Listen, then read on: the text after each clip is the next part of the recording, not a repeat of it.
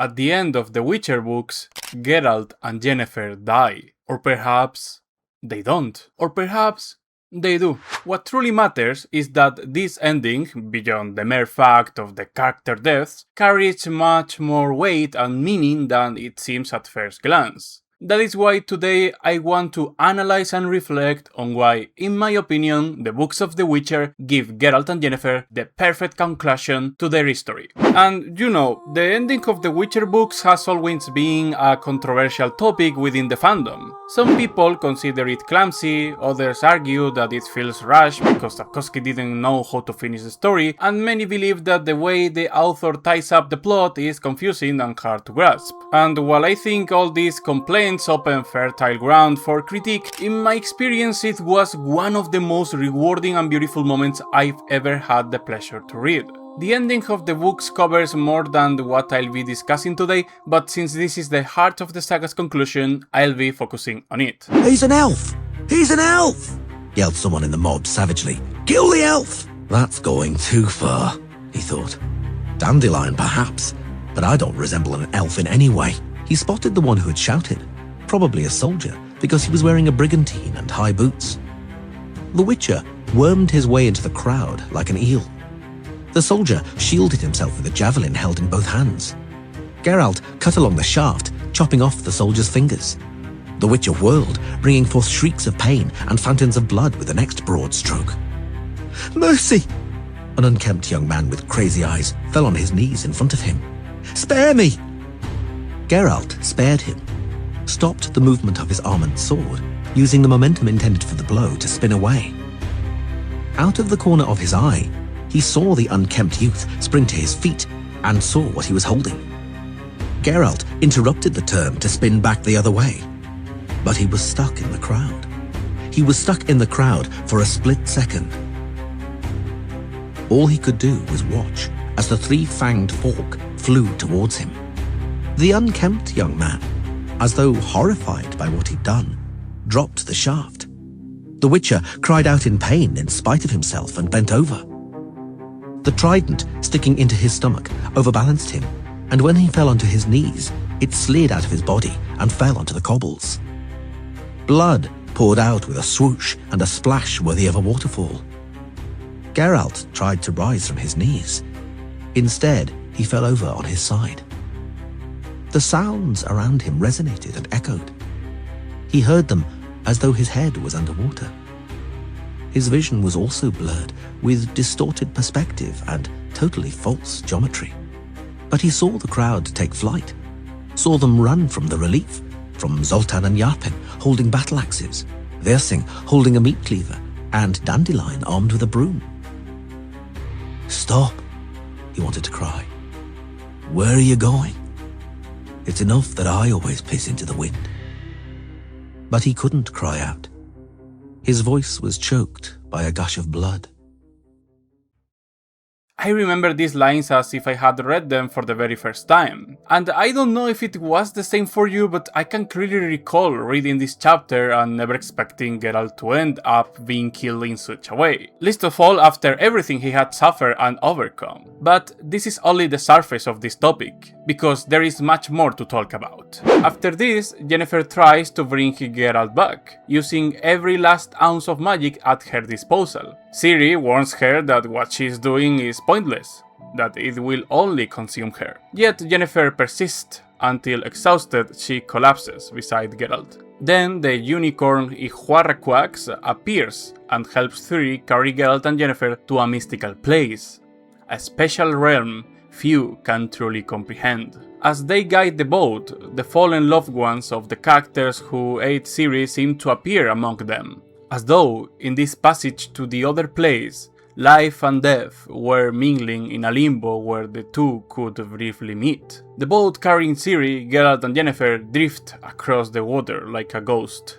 The atmosphere of this moment is oniric, reminding me very much of those instances in which Polish director Krzysztof Kieślowski blurs the lines of reality so that the fantastica and the surreal intertwine with human drama. When Ciri finally vanishes into the mist, the narrative shifts back to Geralt. The Witcher awakens in a place filled with apple trees, in another dimension, on another plane, where he and Yennefer rest in peace for eternity, even though they do not know where they truly are. To some, Geralt's death and the place where he ends up may seem familiar. That is because Geralt and Yennefer find themselves in a sort of Avalon, the island from Arthurian myths. Though of course its origins reach back to many different mythologies. As Sapkowski explains in his work The World of King Arthur, in Welsh mythology this land is called Inis Avalon, meaning the Isle of Apples. As I mentioned, the sources and similarities with other mystical places are countless. We have things like the legendary land of fairies, the land of eternal happiness and youth,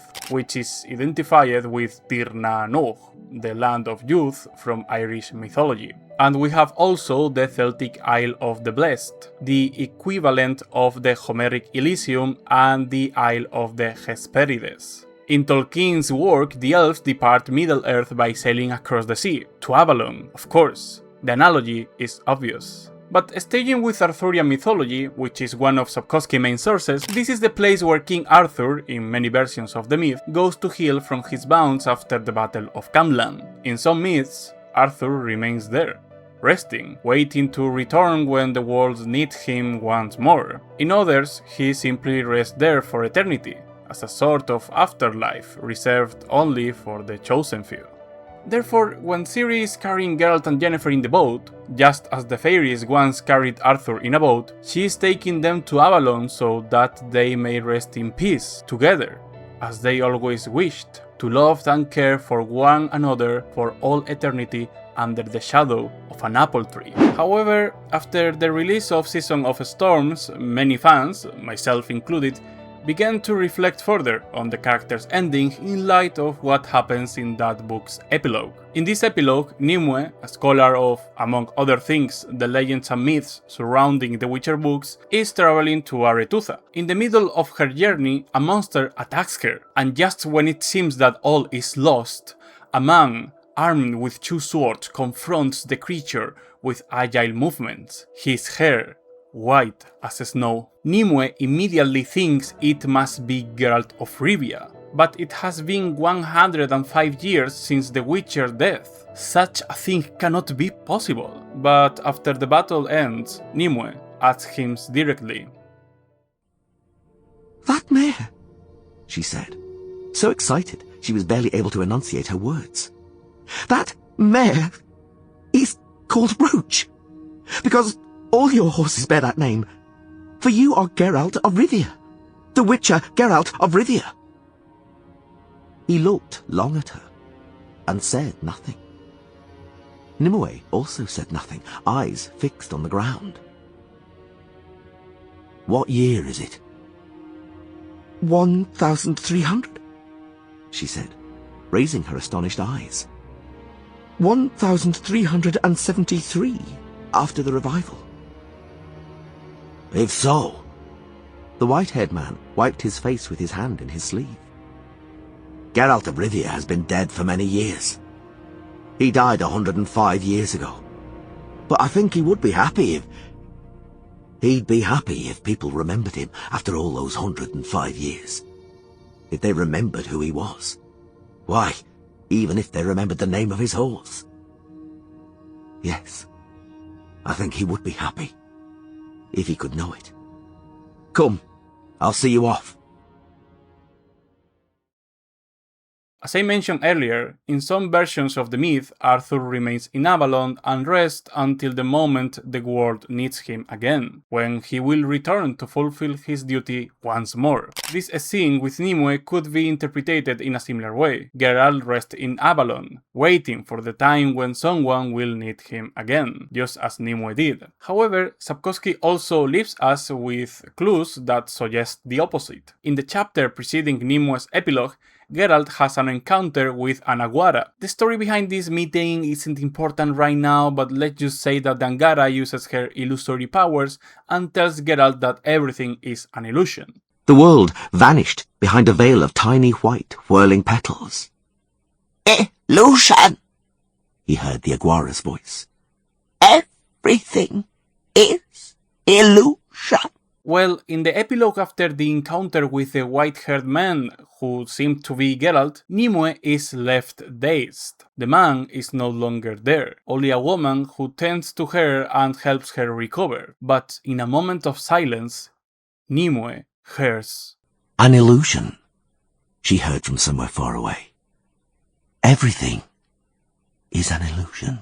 From this, we understand that the encounter with Geralt may have been caused by an illusion. Maybe because of the Aguara or from the visions Nimue sometimes suffers. We cannot really know. But the thing is that the distant whisper of the creature plants the seed of doubt. But the thing that we know is that Sapkowski is building this entire situation, so in one way or another, we the readers are left without the tools or solid arguments to definitely say whether Geralt is still alive, or rather is still alive in a worldly physical sense. But if we speak in other terms, then yes, Geralt of Rivia is still alive.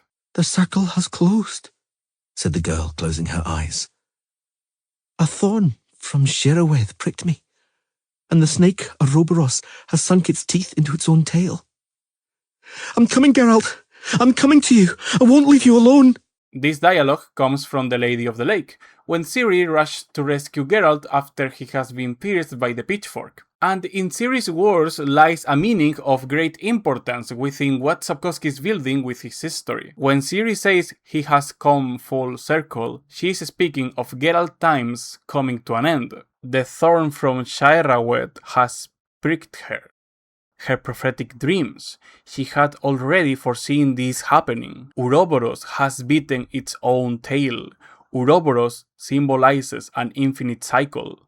Something ends, something begins. If we accept Geralt's death as a fact, it doesn't matter, because even if physical death ends the man, it cannot end the legacy. Geralt ends, Ciri begins. Geralt cannot die because he lives on through Ciri. But this can go even further. If we return to the legend of Arthur and transfer it onto Geralt, under the understanding and the legend that Nimue defends in the epilogue of Season of Storms, we can interpret in a more literal sense that Geralt will remain in Avalon for eternity, but he will return when he is needed, to protect those who require the Witcher of Rivia, like a guardian angel. But what if what Nimue saw was in fact only a vision? Geralt has not returned.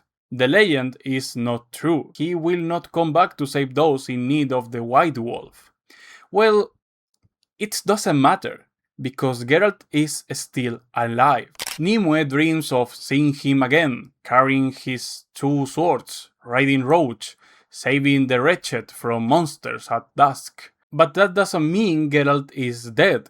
Because, as I've already said, Geralt is alive. In the fantastic book The World of Arthur by Andrzej Sapkowski, our favorite cat lover ends the work in a way that resonates enormously with the theme we are discussing today. Elizabeth, the daughter of Henry VIII and Anne Boleyn, ascended the English throne. Elizabeth I, great Queen of England. Her looks reveals that she comes from righteous Britons, and they will add glory to the rightful monarchs, the true children of Britain. Arthur's lineage and legacy are reborn in a woman who, like Arthur, will make Britain a powerhouse. A woman who will die childless. In 1859, Alfred Lord Tennyson finishes writing Royal Idyls. In 1958, Terence Humbery White finishes writing Candle in the Wind, the final volume in the Once and Future King trilogy. In 1982, John Borman finishes making the film Excalibur, a very good movie by the way. In the same year, Marion Zimmer Bradley finishes writing The Mists of Avalon. In 1991, Terry Gilliam makes the film The Fisher King. Arturus Rex Quondam Resque Futurus. The legend lives on. The Grail is still to be found. Avalon still exists, but it's still covered in fog. In Sapkowski's work, there is a constant reflection on myth, on the way legends passed from mouth to mouth deform and transform, on their truthfulness, on how they are used in politics as a weapon, on their importance and their role in our society. The Witcher saga itself is nourished by and references stories that were born in this very way, much like the Arthurian legends. Tales and songs exchanged between communities eventually crystallized into another legend, which, as it should, would once again be reshaped through the songs and stories that travel among the people. The role of Nimue in the Witcher saga is precisely that, to reconstruct what little remains of those stories, of Geralt, of Ciri, of Yennefer. All of those tales have been lost in the continent, and only faint echoes of them remain. I know it sounds sad because the exact detail is gone,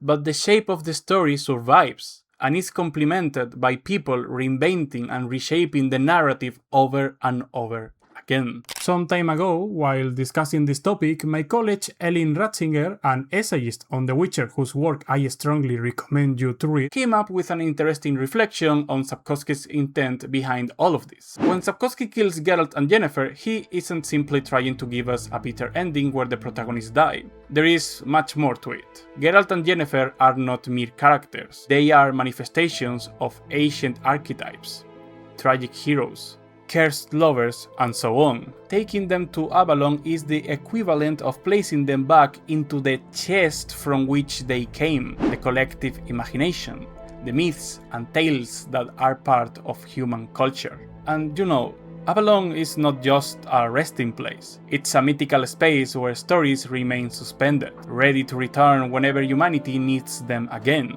In doing so, Sapkowski delivers Geralt and Yennefer into the same pantheon as Arthur and other legendary figures. Stories never die.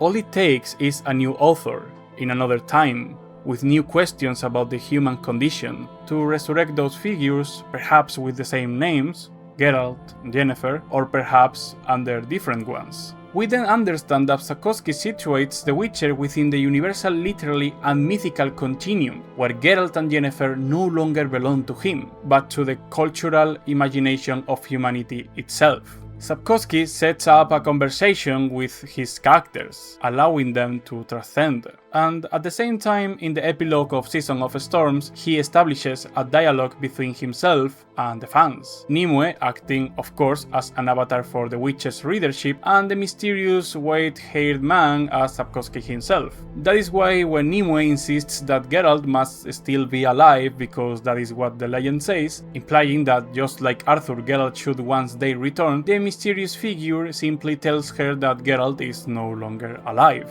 that physically he no longer exists. But he adds that Geralt would be happy knowing that even after so long, his name, his story, and even his mare are still remembered. In other words, Geralt is a legend. So the ending of The Witcher therefore can be understood both as a conclusion and as a passing of the torch. Sapkowski gives Geralt, Yennefer, and the mythology of his universe back to us, not as his own anymore, but as our myths. By sending them to Avalon, he grants them the same fate as Arthur, placing them in that symbolic space where heroes rest until humanity calls for them again. As my colleague Elin Ratzinger put it, they may return with the same names, or they may return under different ones, but the legacy remains. And here is where lies the most beautiful of the paradox of The Witcher. Geralt has died, that is correct, and yet he lives. He does not live in Kaer Morhen anymore,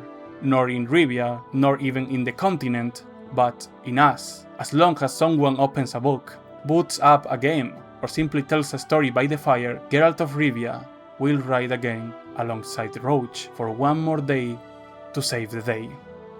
I hope you really enjoyed the video. Thank you very much, and see you next time. Papa!